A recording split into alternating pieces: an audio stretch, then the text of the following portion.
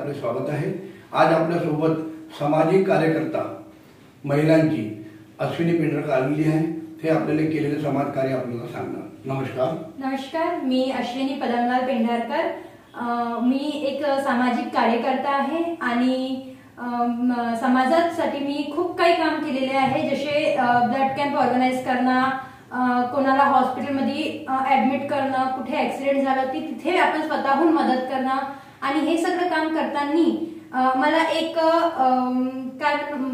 मला तिथे एक असं लाईन मिळाली आहे की ज्या एक फोरम आहे यंग इन्स्पिरेटर नेटवर्कचा, तिथून म्हणजे सिलेक्शन होऊन महाराष्ट्र लेवलवर मी नैसर्गिक डिपार्टमेंटमध्ये काम केली आहे। जशी नैसर्गिकचे जेवढे पण कामं आहे, ज्यांना हानी झाली आहे नैसर्गिकमुळे, त्यांना पैसा दिलवायचं काम केलं आहे। त्यांना म्हणजे घर पडलं त्यांना आम्ही घर पण त्यांना गव्हर्नमेंट कडून आम्ही स्कीम मध्ये दिलेले आहे। आणि म्हणजे आता सध्याच्या याच्यामध्ये मी सेंट्रल कमिटीमध्ये सोशल कमिटीचे मेंबर आहे मी सध्याच्या याच्यामध्ये। तिथूनही आमचे भरपूर अधिवेशन्स होतात। त्या अधिवेशन्समध्ये आम्ही आपल्या गोंदियाचे जेवढे पण काम आहे ते मांडतोय। तिथे अधिवेशन झाल्याच्या नंतर पण आम्ही जे कामं करत आहोत, आम्ही नुकतेच अधिवेशन मांडत नाही, तिथे आम्ही कामं किती झाले आम्ही त्याचे फीडबॅक घेतोय। आणि मग जसं आपल्या गोंदिया जिल्ह्यातून मला आता भारतभूषण राष्ट्रीय अवॉर्ड पण मिळालेला आहे।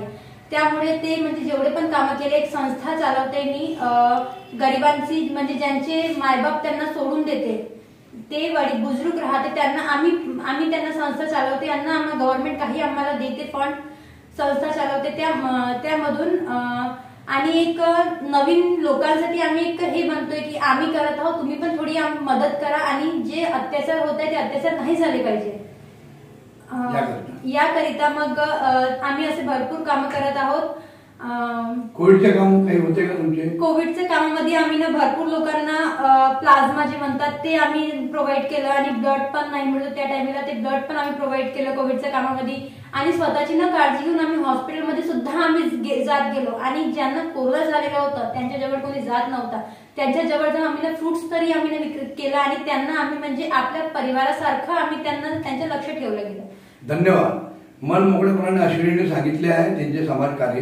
सतीश पारधी, नवराष्ट्र, गोंदिया।